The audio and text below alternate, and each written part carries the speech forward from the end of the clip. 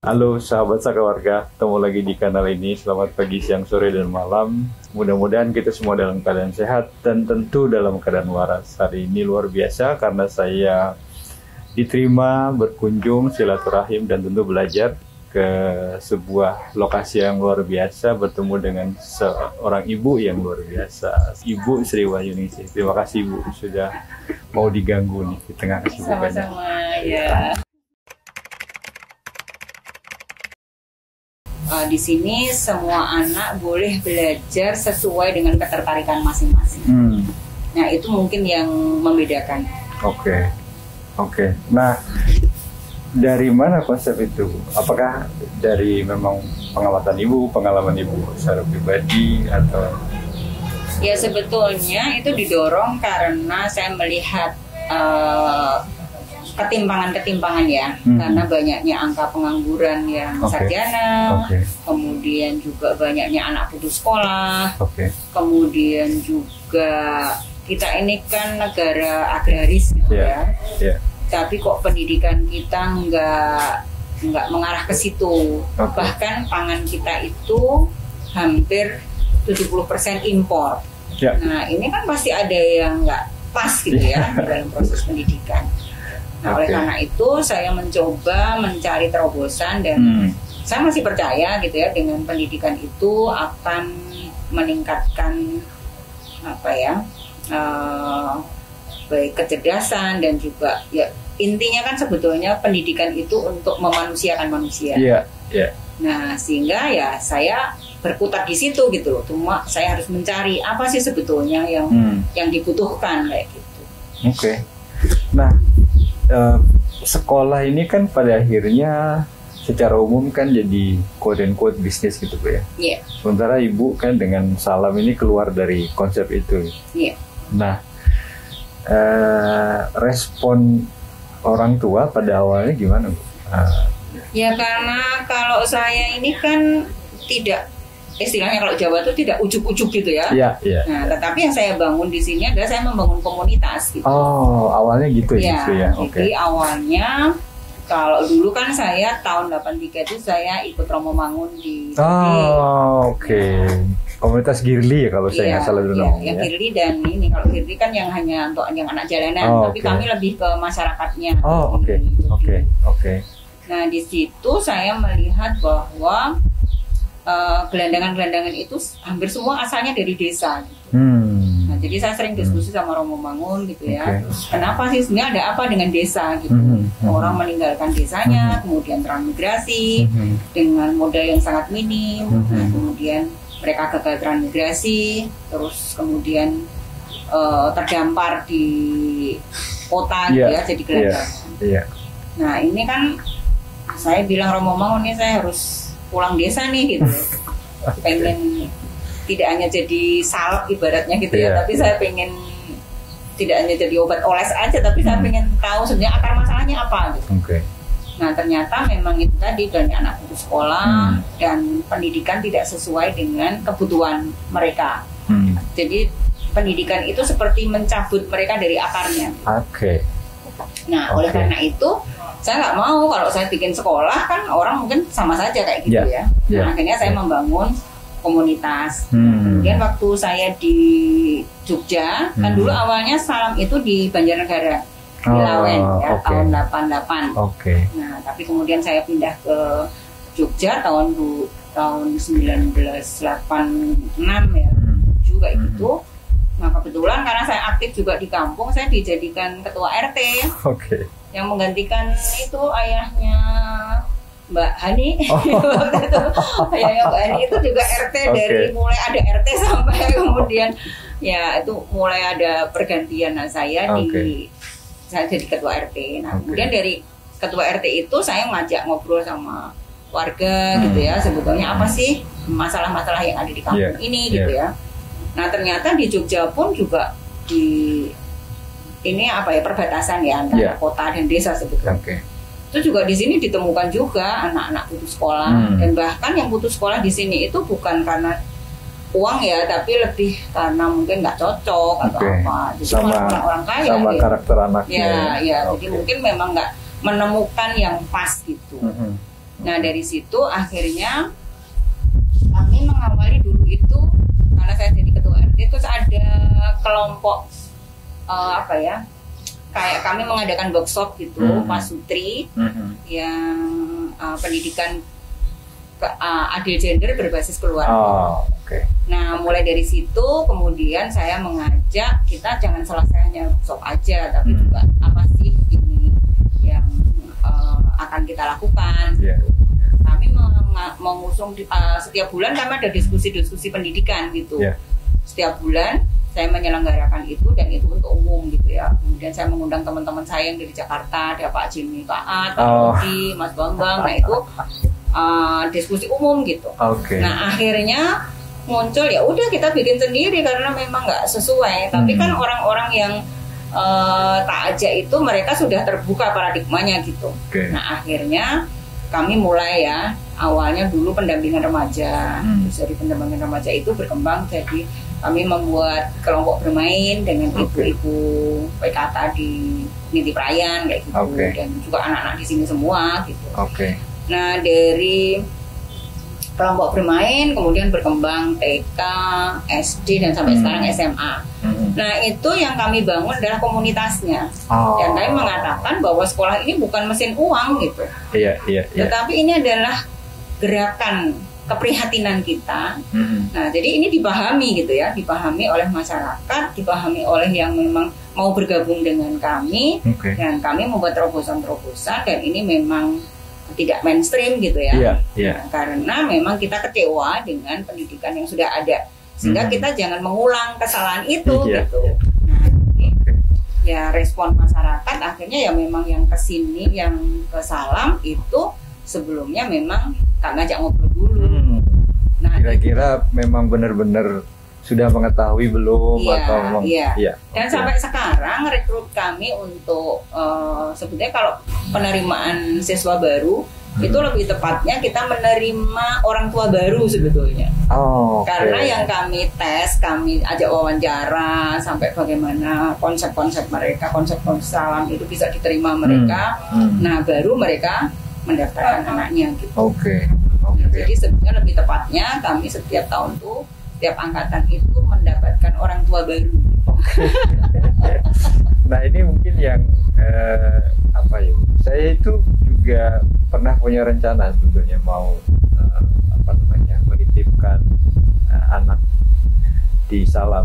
Tapi memang waktu itu pandemi ya, jadi varian Delta kemarin kan cukup membuat kita tidak bisa kemana-mana. Dan bagi kami yang dari luar kota itu yang dipikirkan memang kemudian nanti tempat tinggalnya di mana gitu. Nah, apakah ya, Ibu juga pernah menerima hal-hal seperti ini di diri orang tua? Iya, jadi ini lucu ya. Jadi karena kami memang mensyaratkan orang tuanya yang harus berdomisili di sini seperti itu, gitu ya. Nah, jadi itu lucu gitu. Ada yang memang karena kepingin sekali itu sampai pindah gitu. Ada yang dari Bekasi kemudian nyewa rumah di sini. Ada yang dari Tangerang sampai sekarang tuh masih nyewa di situ ada homestay itu dia di situ. Terus ada yang dari Trenggalek akhirnya pindah ke sini.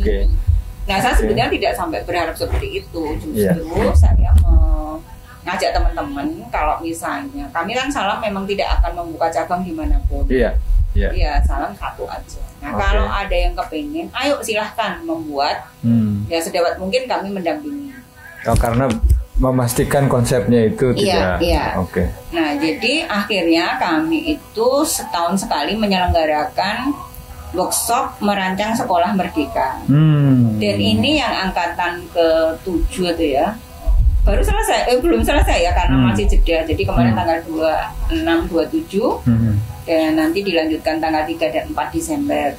Nah, ini ya karena banyak teman-teman misalnya dari Bali, dan ini bisa Sabang sampai Merauke karena ada yang dari Papua sampai Aceh pesertanya. Dan kita membatasi maksimal 20. Nah, ini juga silahkan dan sekarang udah ada beberapa, jadi di Pontianak ada, di Balikpapan ada, kemudian di Semarang ya mitra-mitra kami kayak gitu, di Pati, bahkan di sini di Panggung Harjo itu juga ada sekolah akar rumput. Nah itu dulu waiting list di Salam itu sampai 2 tahun nggak dapat. Akhirnya udahlah, ngapain kamu tuh? Saya juga heran nih, tahun ini nggak dapat, besoknya lagi loh kok saya lihat lagi. Nah ini mau udah bikin aja sendiri, saya bilang gitu. Ayo tak temenin. Nah sekarang malah difasilitasi sama Pak Lurah Tanggungarjo, jadi dikasih tempat, dibikin tempat gratis. Terus bisa, dan sekarang udah tahun keempat ini kan yang sekolah akar rumput. Ini menarik ya, memang karena tadi dari awal Ibu mengatakan ini keluar dari perspektif bisnis dan kemudian lebih mendorong ke arah menyebarkan ide seperti ini kan ya, sepertinya yang saya tangkap. Nah kalau kembali ke tadi Bu, yang sebetulnya pada dasarnya menerima siswa baru itu adalah menerima orang tua baru.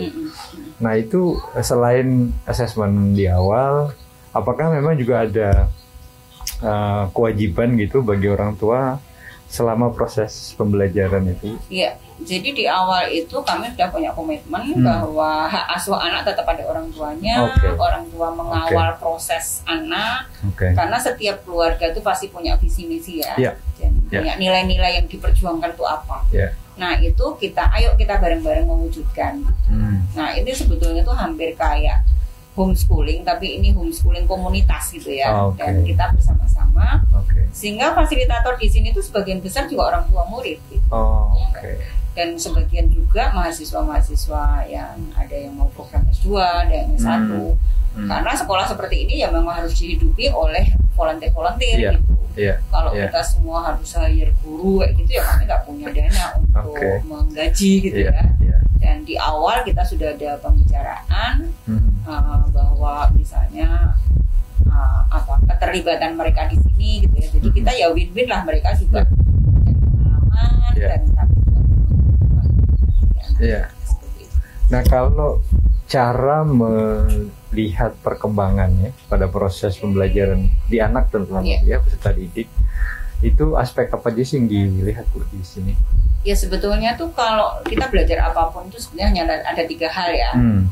Jadi sebenarnya paham apa, mampu atau terampil apa, dan bagaimana sikap mereka. Nah jadi 3 hal itu yang ketika anak-anak belajar dari apa yang mereka senangi gitu ya, kita melihat gitu loh sebetulnya apa sih yang akan dicapai gitu ya. Kemudian dalam prosesnya itu seperti apa sih dia melakukan dan seperti apa mereka bersikap gitu. Ya, karena kan pengetahuan itu sebetulnya juga seperti pedang bermata 2 ya. Jadi bisa menghancurkan tapi bisa juga membangun. Nah, oleh karena itu justru di era digital sekarang ini, ketika anak-anak juga sudah bisa akses pengetahuan dari manapun, nah itu nilai-nilai itu kan masih ditanamkan ya, bagaimana bersikap, bagaimana mengkritisi, menyikapi. Nah itu fungsi kami sebetulnya orang tua dan fasilitator di sini.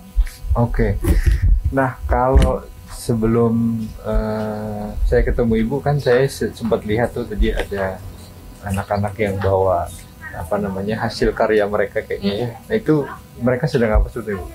Ini mau presentasi, jadi kan dia riset gitu ya. Tadi risetnya itu kadang lucu-lucu juga gitu ya. Ada yang misalnya beternak cupang gitu ya.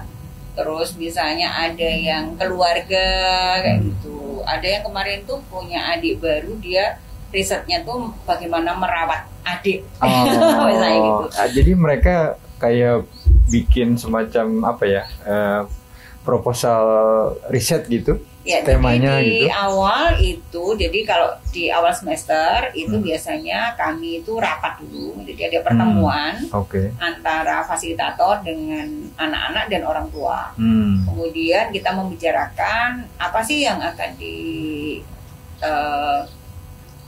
gitu ya, yang akan dipilih oleh mereka. Sesuai dengan minat masing-masing anak. Oleh karena itu kami membatasi, jadi satu angkatan itu maksimal 15 anak. Dengan 3 fasilitator. Dan satu fasilitator itu mementori 5 anak. Nah, itu supaya ya karena sangat berbeda ya. Jadi dan juga perkembangannya tuh sangat luar biasa gitu. Kadang-kadang kalau fasilitatornya juga nggak mau belajar, nggak mau ini juga kita jadi ketinggalan sendiri. Betul. Gitu. Oke. Nah, jadi berdasarkan topik yang atau bidang atau hal yang diminati, lalu kemudian mereka akan melakukan sesuatu, explore, lalu kemudian diceritakan dalam bentuk presentasi. Oke. Nah, ini dia menceritakan dari hari ke hari perkembangannya, kemudian ada nanti yang tengah semester itu ada presentasi tengah semester, kemudian di akhir semester itu mereka mempresentasikan apa aja yang sudah dilakukan. Nah, itu terus kemudian tugas fasilitator itu membuat coding gitu loh. Misalnya dari apa yang dipaparkan itu berarti kemampuan dia sebenarnya literasi dan numerasi ya. Jadi sikap, literasi dan numerasi. Nah, ini sudah mencapai apa? Misalnya kalau perlu matematikanya, bahasa Indonesia, IPA, IPS, sejarah.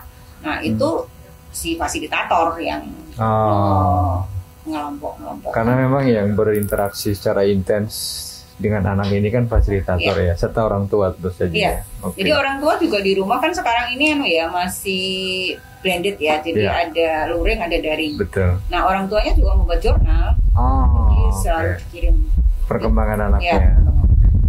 Bisa lewat WA, bisa dengan Google Form, bisa dengan tulisan tangan, dengan apapun lah gitu. Kadang foto, apa kita menerima itu. Artinya memang sistem evaluasi di Salam ini adalah si anak dibandingkan dari sebelum ke sesudah, kira-kira gitu ya. Iya.